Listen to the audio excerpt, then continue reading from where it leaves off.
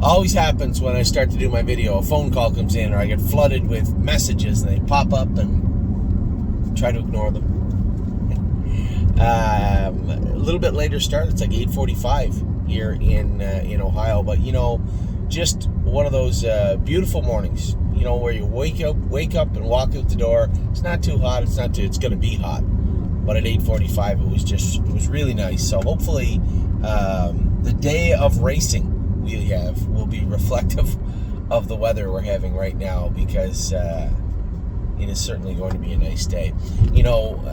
Anytime we make sales or get horses close to the qualifiers, we start getting asked questions that are different, right? I get asked questions all the time.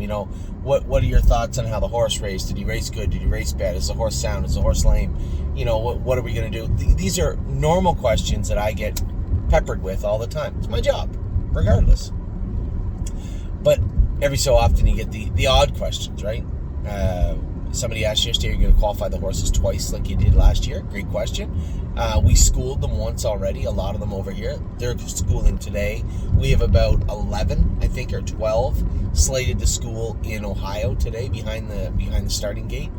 So no, not every horse will go 2 qualifiers, but some will go 2 qualifiers. So for each horse, it's a little bit different. And quite frankly, if I thought, like Arson, I thought that guy would need to be schooled, qualified, just to get used to the gate because he's so skittish. But yet, I put him up on the gate last week and he was fine. So he's going to qualify tomorrow.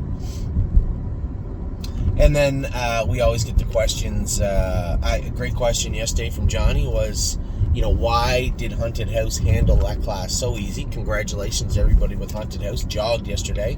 Why did he handle that class so easily when Oakwood Cowboy struggled with it? Obviously alluding to the fact that we paid more money for Oakwood Cowboy. It's a great question. Haunted House is a better horse than Oakwood Cowboy. Remember, when we bought Haunted House, it was to do a job. He did it well, to the best of his ability, and it worked out perfectly. That is a well-executed plan right now. And when we had to change course, we were able to and put him in a place where he seemingly fit better. Again, a little bit of luck, but the right horse for the right track in the right class. Oakwood Cowboy, a little hard on himself. He's a little hot, so it's harder to manage him. We're trying to do our best to do that right now, and I think we've done a great job doing that. He just needs to execute a little bit better. His breathing, he gets a little hot and a little wound up, and he'll make a noise. So Mark and Melissa are working on mitigating that. Some equipment potentially, may even need to trim his palate up a little bit. None of these things are a long-term issue in any way, shape, or form. It's just finding a comfort zone with Oakwood Cowboy, right? Where we haven't yet. So, where am I going to park here? I think Jason parks around the corner. That makes the most sense.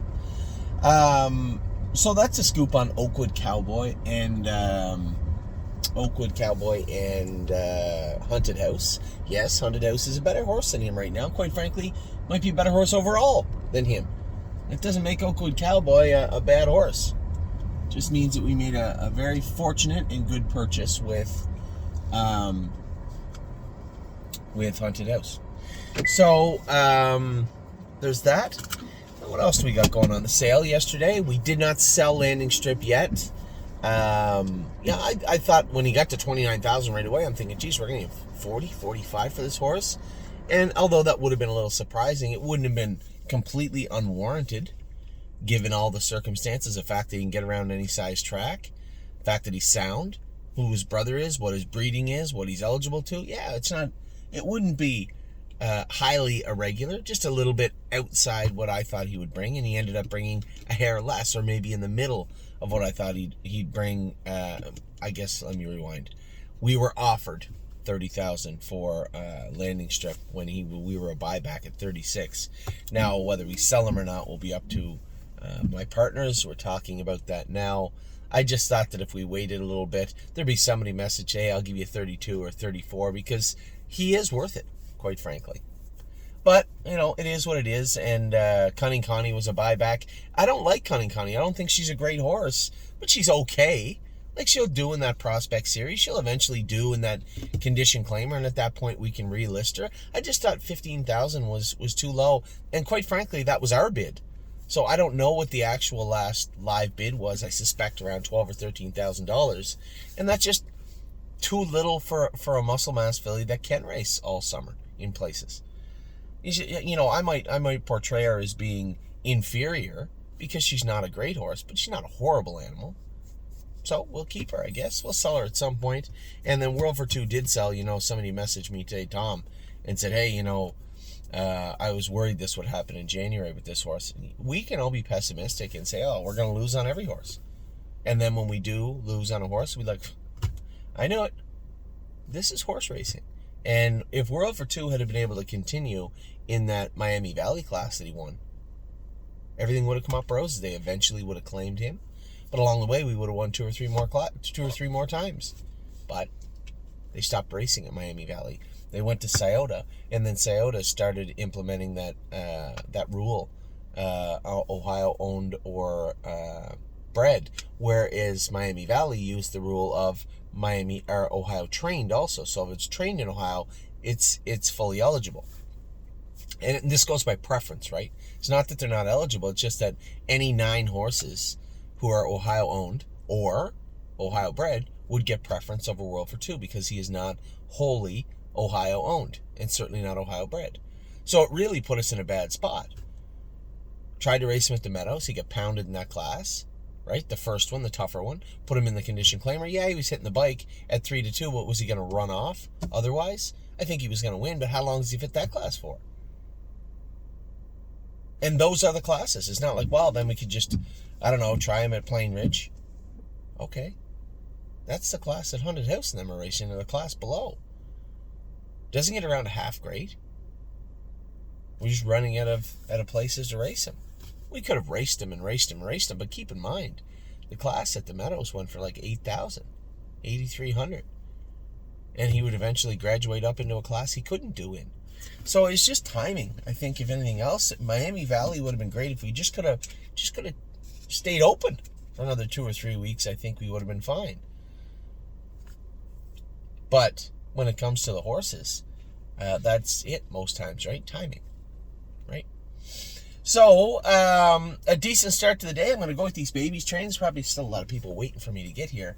I was a little tired last night, right? I didn't get home till 3:30 in the morning on Monday. Ollie's a tough bugger. Got up, went to school, did his work, did his math homework at from 4 to 5:30 before he went to baseball on Tuesday.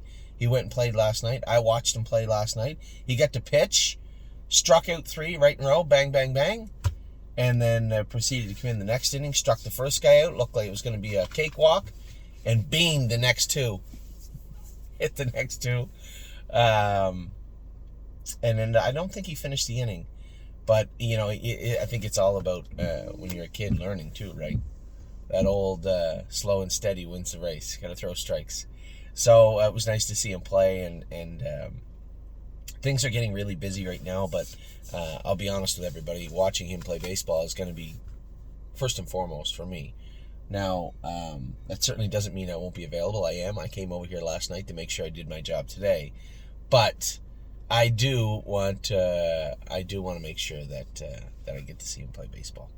So with that, I'm going to let you guys go. It's going to be a busy couple of days here at the stable between schooling today, racing tonight, qualifying tomorrow, and then off back to Ontario, do some training over there.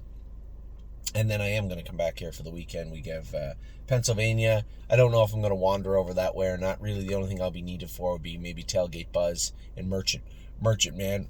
Austral Hanover, I love him to death, but Aaron's getting along well with him. I'll be listed on him first because I want to see. I am going to go to drive Merchant Man and Tailgate Buzz. So if I'm there, I'll watch. I'll drive Austral Hanover. But Ollie is playing baseball again this weekend, so the whole family is coming over here. As I said at the start of the week, a busy week, but not so bad so far. So with that, I'll let you guys go. I hope you have a great day. I'll give you an update later on how all the horses trained and schooled, but I suspect all will be well. Take care.